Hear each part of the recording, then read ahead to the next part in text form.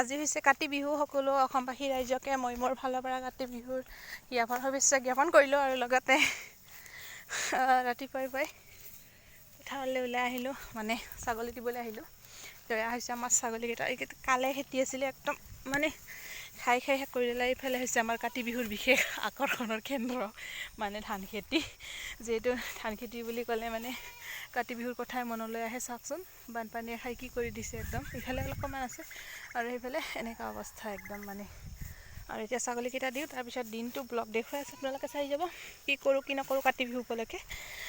তো সম্পূৰ্ণ ভিডিঅ' ইউটিউবত পাব, আপোনালোকে চাব। তাকে আৰু আৰম্ভ কৰিলোঁ। বৰা লৈ গৈছোঁ, আলনাডাল ঠিক কৰিলোঁ, এইফালে বিচনাখন ঠিক কৰিলোঁ, আৰু এইফালে এনেকৈ আছে এইখিনি ঠিক কৰিব বাকী।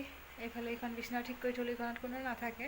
এইবাৰ ঘৰটো মচিম আৰু মানে মচি দিম।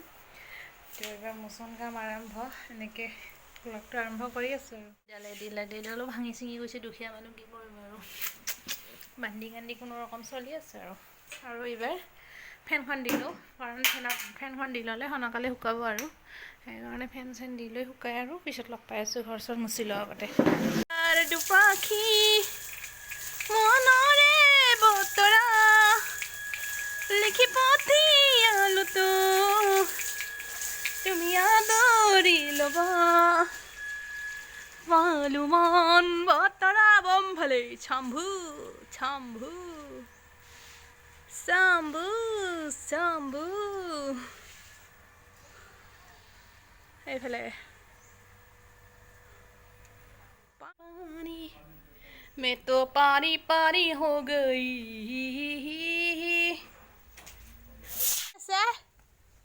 চাকিৰ কাৰণে গোবিন্দ এইটো বাৰ কাটিম।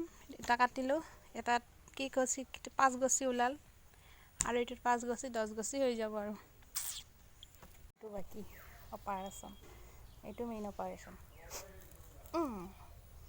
ডক্টৰে যেনেকৈ পেট ফালি কিনে বেবী ওলাই, এইবোৰ চাফা কৰিম, পানীত ধুলে এইবোৰ চিকচিকীয়া হ'ব, একদম বিজলুৱা হৈ আছে।